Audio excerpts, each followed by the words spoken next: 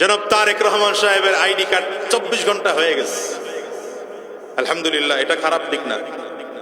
তো আমার কথা হচ্ছে, জনাব তারেক রহমান সাহেবের আইডি কার্ড যদি 24 ঘন্টায় করা যায়, আমারটা 24 ঘন্টা হবে না কেন? আপনারটা 24 ঘন্টা হবে না কেন?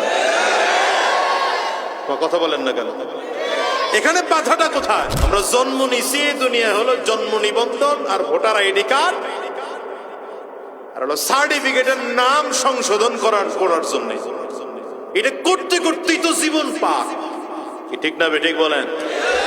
আপনারা যদি জনাব তারেক রহমান সাহেবের আইডি কার্ডটাকে মাত্র 24 ঘন্টায় করতে পারেন, তাইলে বোঝা যায় আপনাদের কাছে এমন প্রযুক্তি আছে যে 24 ঘন্টা আইডি কার্ড বের করা যায়।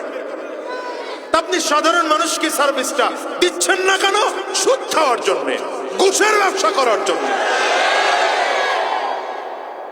কি কথা বলেন না কেন?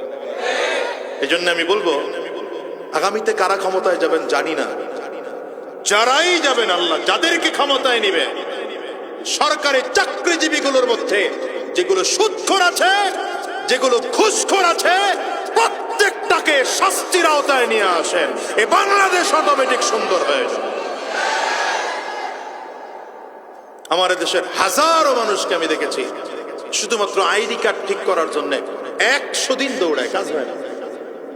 জন্ম নিবন্ধন ঠিক করার জন্য দৌড়ায়।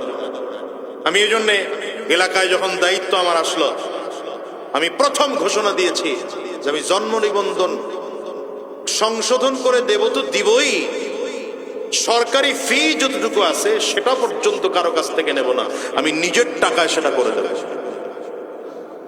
আলহামদুলিল্লাহ, আমার এলাকা এখন ভেজাল মুক্ত, আল্লাহ শুকর। জনপ্রতিনিধি হইল যে আমার আয়সা আমার যেটা কাজ করতো এটা আমার প্রস্তাব দিছে, হুজুর 100 টাকা করে, স্বাক্ষর দিলে 100 করে। বুঝেন নাই কথা? আগের জন্য যেমনি দিছে, পরের জন্য যে এমনি প্রস্তাব দিব। বললাম কোনো 100 নাই, তুমি টাকা নিবা কম। আর আমি এটা ফ্রি করার ঘোষণা করে দিছি, নতুন আইডি জন্ম নিবন্ধন করবে তো ফ্রি, স্বাক্ষর দেব তাও ফ্রি।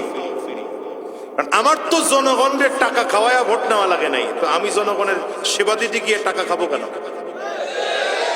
এখন আপনারা যাদেরকে টাকা খাইয়া ভোট দেন, তার কাছ থেকে সেবা নিতে গেলে তো টাকা দিয়েই সেবা নেওয়া লাগবে। কি কথা বুঝেন নাই? আমাদের চরিত্র ভালো না তো, আমাদের এদেশের চরিত্র ভালো নয় জাতির।